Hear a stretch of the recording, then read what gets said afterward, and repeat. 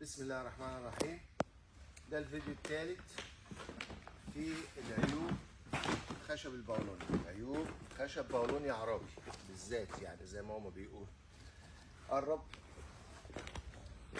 سيبك من الابلكاش اللي هو انجاز ما بعده انجاز. الناس بس اللي بتتريق وبتاع، انجاز ما بعده انجاز بالوانه طبعا وانت. لكن خلينا في حته الخشب. حته خشب خام خالص اهي، يا دوبك اتقطعت واتعملت خشبه. تمام كده. هم قالك ما بتعيش في مصر في نفس الفيديو، وبعدين قالك ما بتطلعش خشب، مجوفه ومخوخه. يبقى انت كده كدبت كلامك الاولاني انها ما بتعيش في مصر، يبقى هي كده عاشت وكبرت بس مخوخه ومجوفه وما بتطلعش خشب في نفس الفيديو. راحوا قايلين وخشبها ما بيتباعش، يبقى انت كذبت نفسك تاني ان هي كلمه ما بتطلعش خشب ومجوفه ومخوخه والكلام ده كله اللي قلناه الفيديو اللي فاتت. لا، دي طلعت خشب بس انت بتقول ايه وما بيتباعش. طب ما بيتباعش ليه يا عم؟ ده احنا بنبوس ايد الناس عشان يدونا خشب من بره مصر، بندفع المليارات وبيدونا اللي على مزاجهم.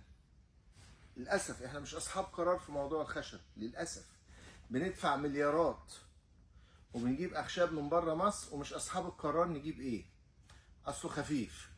يبقى هما دلوقتي العيب اللي قالوه بعد مجوفه ومخوخه وما بتطلعش خشب، رجعوا قالوا وخشبه ما بتباعش عشان خفيف. تمام. طيب خشب البولونيا خفيف ولا تقيل؟ هو خفيف فعلا، بس في فرق شاسع ما بين ان انا اقول لك خفيف وانت عندك ثقافه ان الخشب الخفيف رديء والخشب الخفيف مش حلو. الاخشاب اللي في مصر كلها رديئه، عايزين برضو نعرف الفرق عشان نقدر نشرح. انت عندك خشب رديء، وسط، جيد، ده تصنيف للاخشاب. الخفيف بتاع ده رديء، وسط، جيد. الرديء كله خفيف، والرديء كله بيقوس وبيفتل وبيعفن من الميه وبينتفخ من الميه وبيتمدد وبينكمش. فانت بتدور على اتقل نوع في الرديء عشان الصفات دي تقل شويه. الصفات السيئه اللي في الرديء اللي هي موجوده في الوسط متوسطه، والغير موجوده في الجيد نهائي. تمام.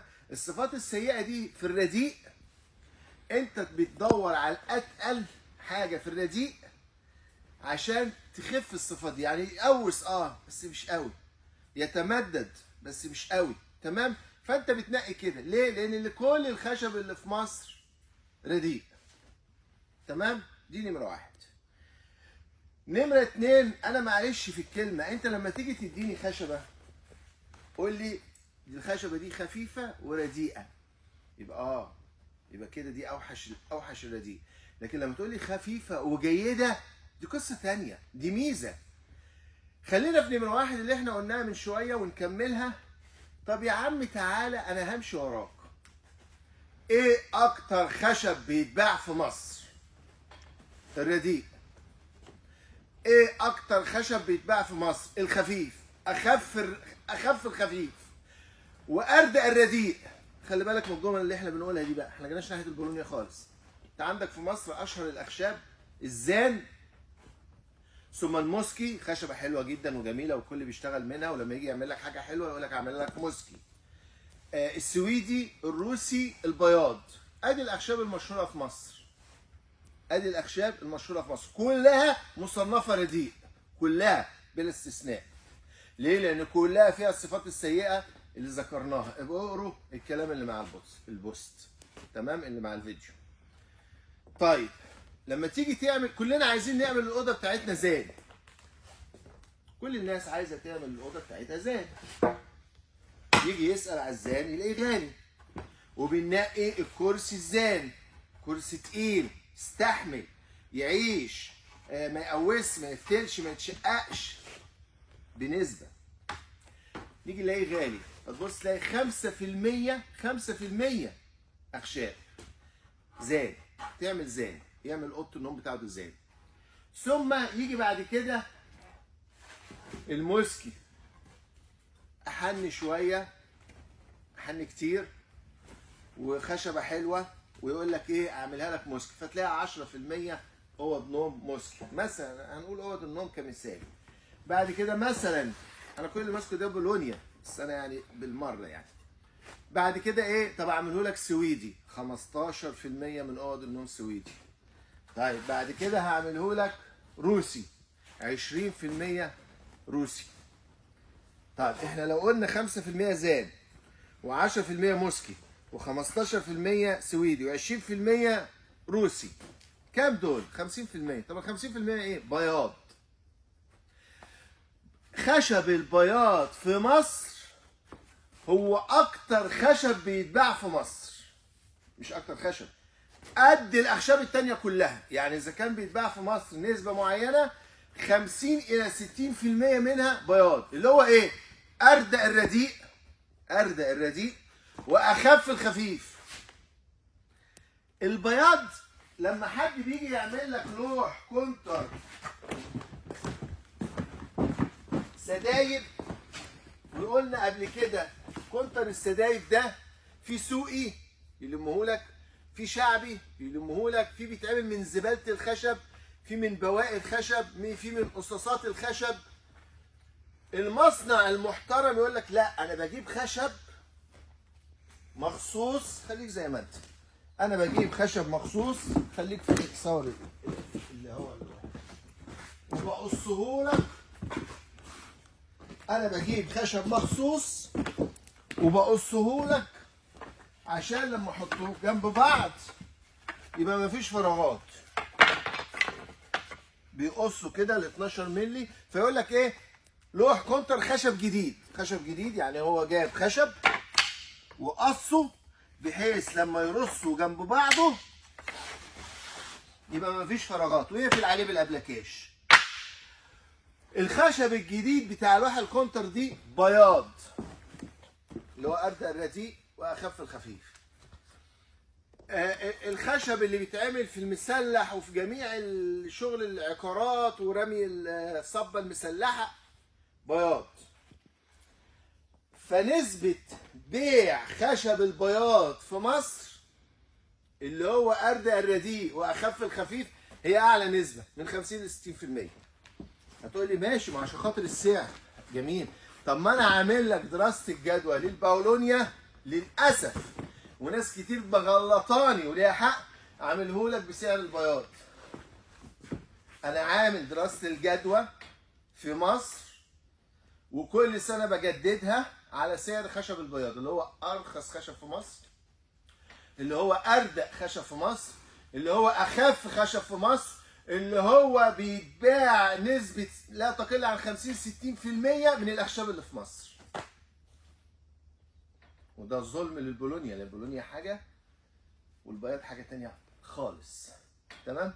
فأول كلمة ما بيتباعش أو مش هيتباع لأنه خفيف، لا. الخفيف هو اللي بيتباع والرديء هو اللي بيتباع. خلاص؟ نمرة 3 بقى. أنت حضرتك المفروض تقول لي خشب الباولونيا قوي، وكلمة قوي دي هتبقى الفيديو اللي جاي. قوي تصنيف وجيد وخفيف. مش تقول لي اصله خفيف، لا، قول لي خفيف وجيد. لما يكون متصنف خفيف وجيد دي قصه ثانيه. الاخشاب الجيده اللي ما فيهاش هذه الصفات، لا بتقوس ولا بتفتل وعمرها طويل، ما بتتاثرش بالسوسه الاخشاب، ما بتصابش بالنمل الابيض، ما بتتمددش، ما بتنكمش، حاجات كتير جدا في الاخشاب الجيده. انا بقى لما يكون عندي خشبتين جيدين، خلي بالك الاخشاب الجيده كلها خفيفه، يعني وزنها خفيف. يعني في المانيا يقول لك الباولونيا افضل ولا البالس افضل، الاثنين اخف من بعض. وفي ناس يقول لك لا الباولونيا افضل واخف والبالس افضل واخف، وفي ناس بيقول لك ده الاثنين دول حاجه واحده. بعيد عن الكلام ده كله، لما يكون معايا خشبه جيده وخفيفه، انا هلاقي الخفيفه، لان انا هاخد الصفات دي كلها. انا عايز احط خشبه جيده في اجزاء الطيارات، لازم احط الخفيفه. في اجزاء في العربيات لازم احط الخفيفه. ناطحات السحاب اللي في امريكا. احنا عندنا بنعمل العمدان مسلح والحوائط طوب، هما بيعملوا العمدان قمر حديد والحوائط خشب. طب انا عايز خشب عازل للصوت وللضوء وللكهرباء وآمن وما بيتأثرش بالمية نهائي وما بيقوسش وما بيفتلش. طب انا لقيت الخشب ده، لقيت نوعين ثلاثة، وانا عايز اعمل ناطحة سحاب حوائط 200 دور، هلاقي ايه؟ هلاقي الخفيف. ما خلاص انا خدت الصفات اللي انا عايزها. فحوائط ناطحات السحاب في امريكا بولونيا عشان جيد وخفيف، ميزة. في اسيا بيعملوا البيت كامل بولونيا. ليه؟ ما هو البيت كامل ده ما ينفعش لما يركب خشب على خشب ان الخشب ده واحده فيهم تقوس والتانيه تلب والتالته تشق والرابعه تتمدد، الدنيا بتمطر وعندهم المطره كتيره لان امطارهم خط استوائي، عندهم امطار كتيره جدا. فالبيت ده طول السنه فيه امطار. لو انا حطيته من الاخشاب اللي بتقوس وبتفتل وبتعفن وبتنتفخ وبتتمدد البيت هيتبعكك. طب لما اجيب اخشاب ما فيهاش الصفات دي، هجيب ايه بقى؟ هجيب التقيل فيها عشان اعمل البيت ولا اجيب الخفيف؟ هجيب الخفيف. وده اللي حاصل. البيوت في شرق اسيا الكامله من البولونيا الخفيف، عشان خفيف، عشان فيها الصفات اللي احنا بنقولها دي وخفيفه. تعالى المراكب والزوارق والسفن واليخوت والبوارج، وما تقوليش كل دول حاجه واحده، انت عمال تصنف ليه؟ لا ده حاجات كتير جدا. منها اليخوت، اغلى يخوت في العالم بولونيا. اولا المراكب والسفن واليخوت والزوارق والبوارج بولونيا، ما دام فيها خشب، اجزاء الخشب دي بولونيا، لو معموله بالكامل من خشب بولونيا.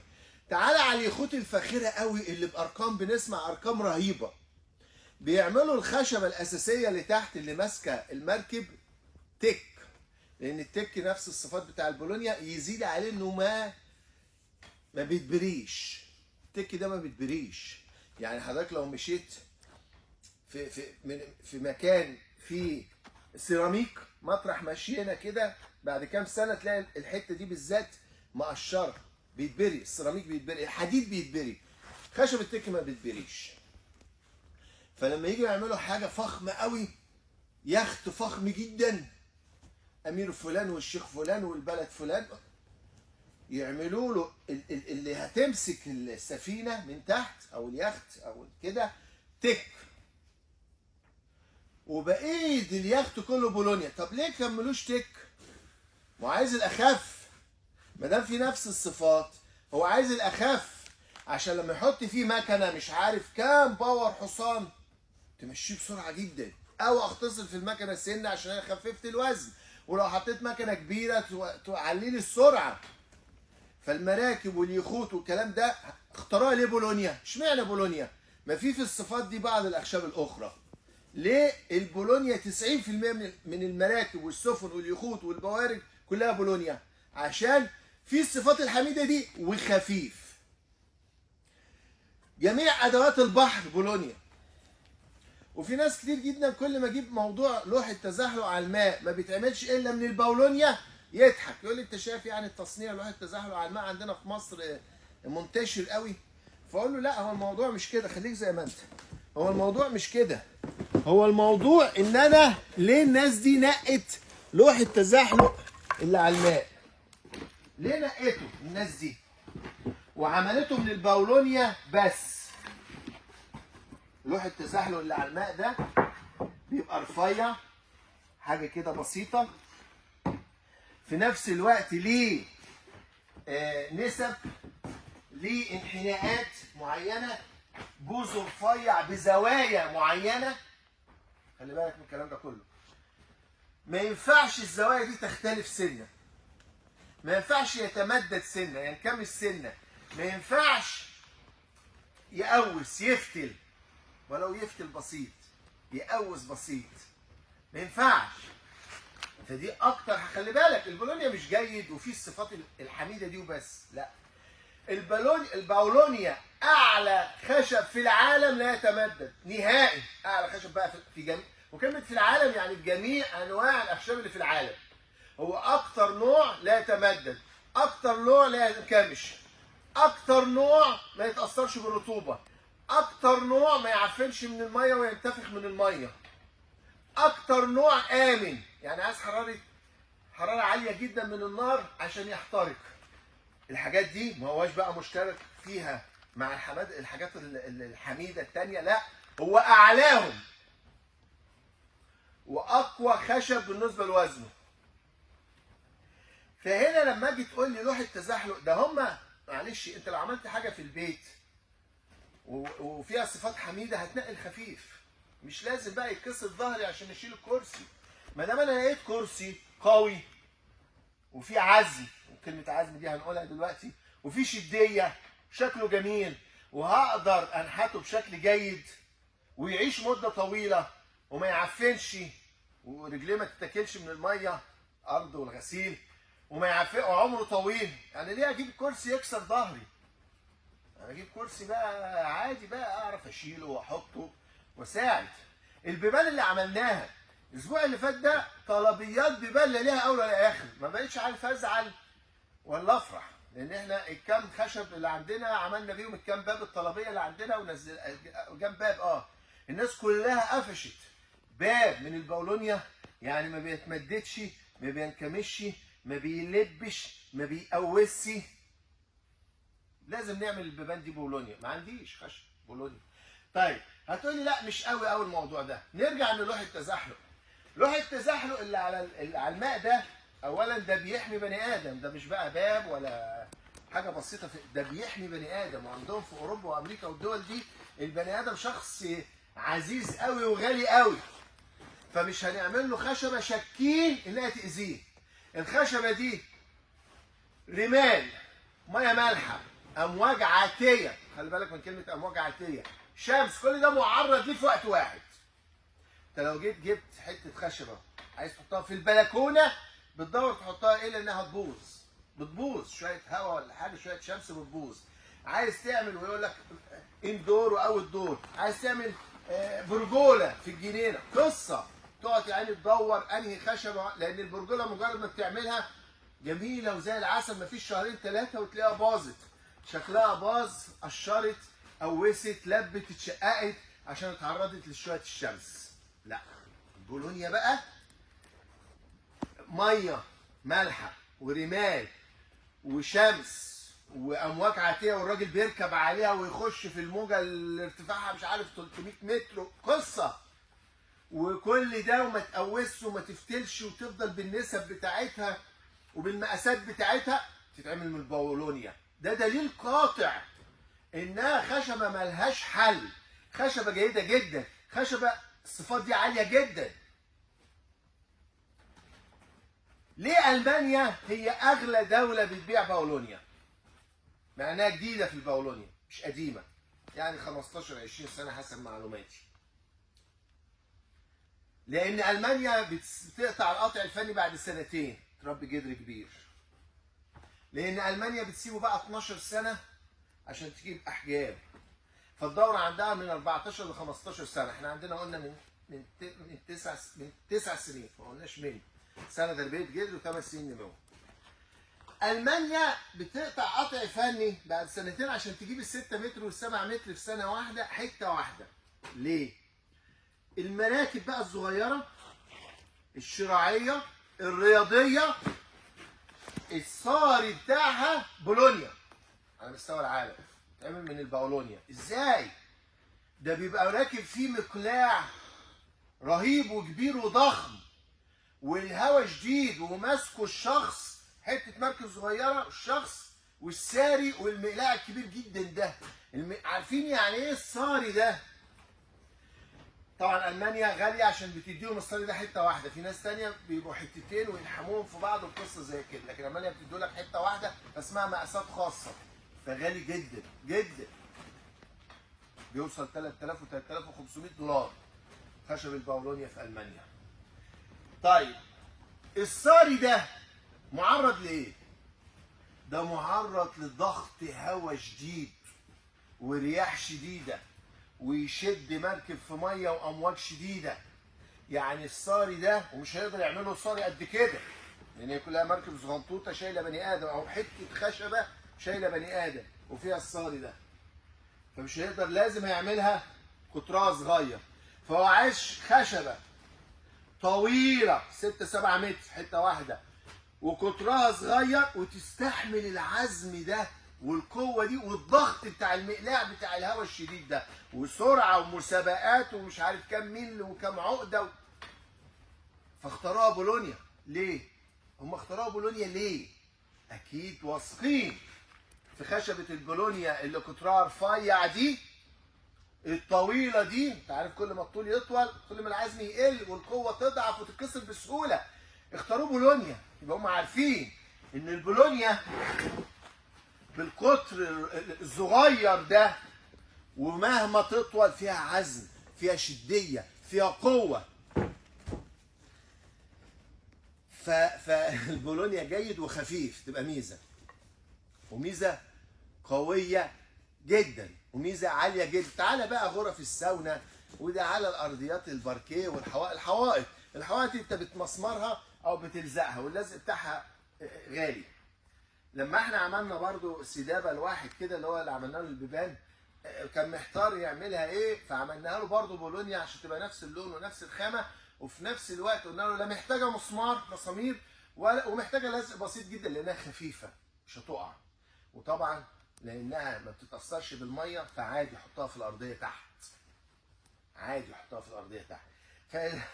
فاحنا عندنا في مصر يا جماعه لما جينا ننتج اخشاب كان نفسنا ننتج اي خشب، اي خشب كنا عايزين ننتج اي خشب، مش البولونيا الفاخر، مش البولونيا الجيد، مش البولونيا القوي والخفيف، مش البولونيا اللي مفيش زيه، مش البولونيا اللي صفاته مفيش زيها.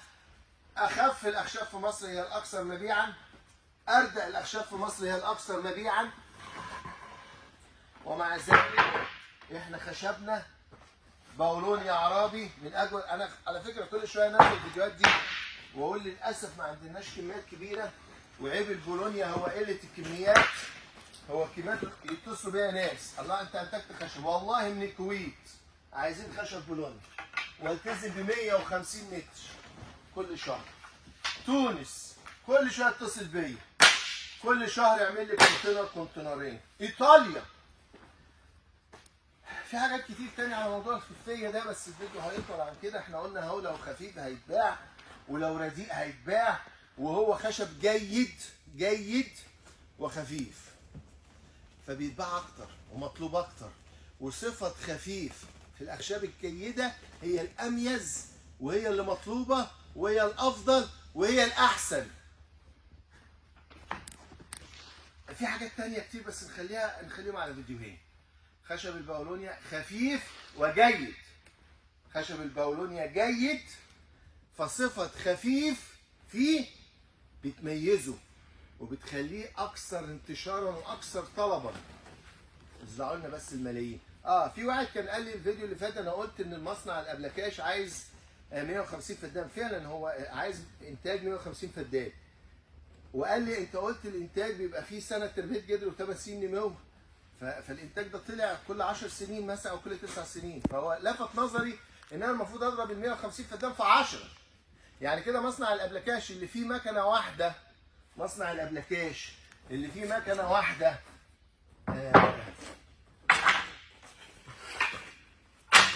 في مكنه برايه واحده بتعمل ابلكاش، لا مش عايزه 150 فدان، ده عايزه 1500 فدان. يعني اللي فيها 3 4 5 مكانات عايزه 10000 فدان. يعني المليون فدان يشغلوا 100 مصنع. الى اللقاء في الصفات السيئه اللي هم بيحاولوا يلبسوها لاخشاب البولونيا، وكل ما يحاولوا يلبسوها لاخشاب البولونيا يعني يفضحوا نفسيهم ويدخلوا في تعليقات ويقولوا الفاظ مش كويسه. هو عارف ان الناس بترد عليه، الحمد لله الناس بترد عليه، اتناقش باحترام، اتكلم بذوق، ليه الالفاظ دي؟ ليه بتقول عليه كده؟ ليه مش عارف ايه؟ عمل لك ايه؟ لكن هو فاهم ان الناس هتبقى عارفه ان هو بيحارب وخلاص، بس هو حط السم في العسل، هو حط لفظ وحش في وسط التعليقات عشان يبدا برضه يرجعك. زي ما كان بيقول لك بتموت ورجع ناس كتير، مخوخه ومجوفه رجع ناس كتير، اصلها خفيفه وما بتتباعش رجع ناس كتير. هو لغايه النهارده بيحط لك تعليق كده عشان لا ده في حاجه غلط، لا ده في موضوع مش عارف، تشتمه بقى ترد عليه تقول له الحكايه الروايه، هو خلاص حط السم في العسل زي ما هو عايز. فسيبكم منهم. وانا برضه ما بقنعش حد، انا بقول اللي انا وصلت له، واتمنى ان كل الناس توصل له، كل واحد في مجاله ينتج خامه مهمه جدا. لكن انا مش مستني حد يقيمني، ما انت مالكش حق انك تقيمني اصلا. ما تضحكش على نفسك وتقيمني وتقول لي انا هصدقك او مش هصدقك او انت حر، وانا حر، محدش ليه الحق انه يقيمني، محدش ليه الحق انه يحكم عليا انا ايه او مش انا ايه. خليك في الفكره، خليك في المنتج اللي طلع، خليك في الشجر اللي اتزرع وتخر وكبر، خليك في الثروه الخشبيه الرهيبه اللي انتجناها، الثروه الخشبيه الكبيره اللي انتجناها. حاجه ثالثه معلش اخيره، انا على راسي بطحه ببيع شتلات، بقول كده عشان ابيع شتلات. انا قلت لك لو رديء وخفيف بيتباع، لو جيد وخفيف بيتباع، يا باشا خش موقع الاخشاب العالمي، ما تخشش على حد حتى زارع بولونيا في العالم كله، مع ان العالم كله بيبيع اخشاب بولونيا وبيقول صفاتها وبيزرع بولونيا، ما اعرفش جت علينا احنا ليه وزعلت. في حاجه اسمها موقع الاخشاب العالمي، ده فيه جميع صفات جميع انواع الاخشاب اللي في العالم، ملوش علاقه لا ببيع شتلات ولا ببيع اخشاب ولا باي حاجه. ادخل عليه وانا هحط اللينك في الكلام المصاحب للفيديو، ادخل عليه هيقول لك بقى خشب البولونيا صفاته ايه ونوعه ايه وطريقته ايه وشكله ايه، وهارد وود ولا سوفت وود برضه الفيديو اللي جاي، وصلب ولا مش صلب، وقوي ولا مش قوي، وفي عزم وشديه رهيبه ولا لا. كل شويه تيجي حاجه زياده، لكن كفايه 3 4 حاجات دول. مع السلامه.